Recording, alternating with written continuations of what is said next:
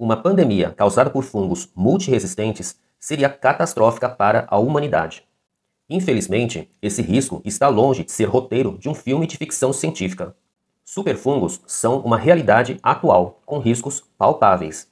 Mesmo com os avanços científicos, as opções medicamentosas para tratar as infecções fúngicas são limitadas, quando comparamos com a enorme variedade de antimicrobianos disponíveis para tratar as infecções bacterianas.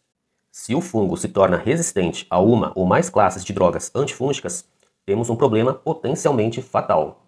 E é sobre os superfungos que vamos falar no vídeo de hoje. Meu nome é Mauro Nakashima, sou médico infectologista e este é o canal Guia de Sintomas.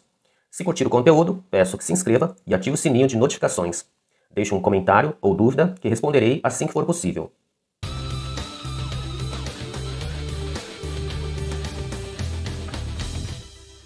As drogas antifúngicas são amplamente utilizadas na medicina humana.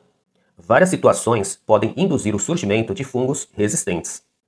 Por exemplo, quando são prescritos antifúngicos para tratar condições que não têm nada a ver com infecção por fungos. Uso abusivo de cremes à base de antifúngicos e corticosteroides de venda livre, ou seja, pessoas que se automedicam frequentemente. Quando o antifúngico é prescrito numa dose muito baixa ou por tempo insuficiente para curar a infecção, ou quando o paciente não segue rigorosamente a prescrição médica. Quando a pessoa faz uso preventivo de antifúngico sem necessidade, ou quando drogas antibacterianas, mais conhecidas como antibióticos, são tomadas de forma recorrente, desnecessária ou por tempo prolongado.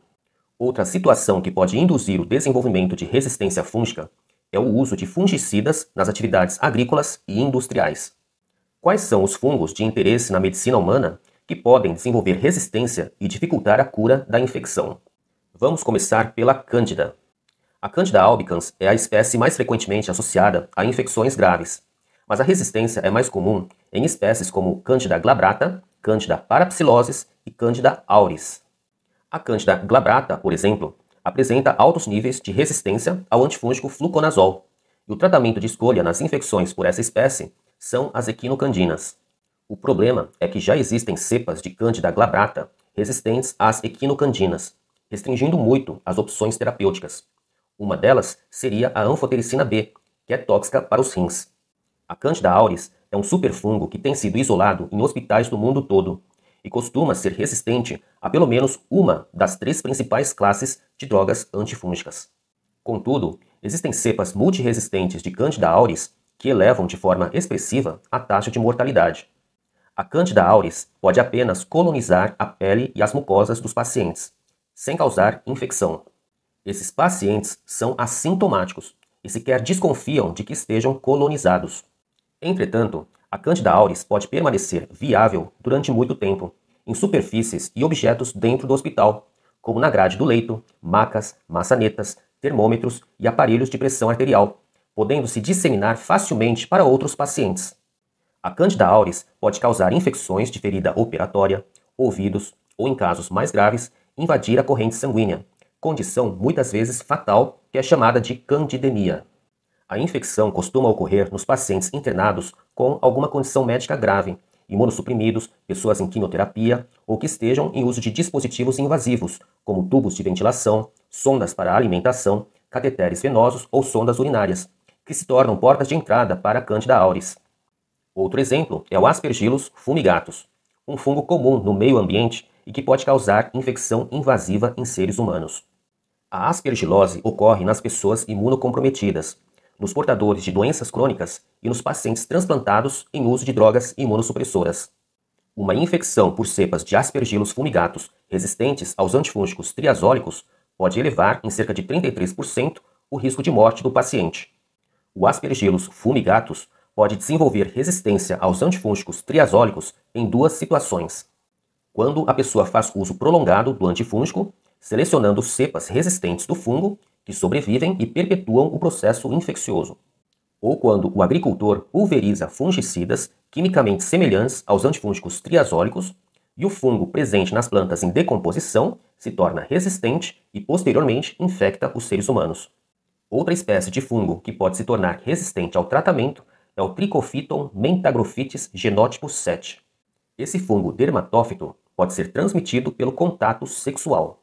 ou seja, é uma infecção sexualmente transmissível que tem sido descrita principalmente em homens que fazem sexo com homens, sendo mais comum na Europa e no Sudeste Asiático, mas também foram descritos casos aqui no Brasil.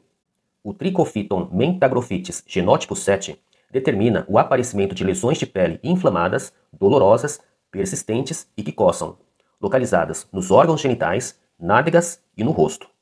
Esse fungo também pode ser transmitido pelo compartilhamento de toalhas, lençóis, travesseiros e roupas com uma pessoa infectada.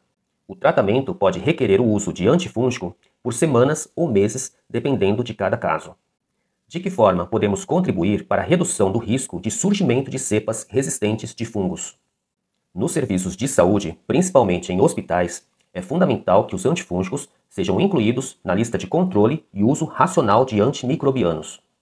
Todos os profissionais de saúde devem seguir as diretrizes de prevenção e controle de infecção hospitalar e os protocolos de higienização e desinfecção das mãos. Acreditem, uma simples ação de lavar as mãos ainda tem sido negligenciada por muitos profissionais de saúde.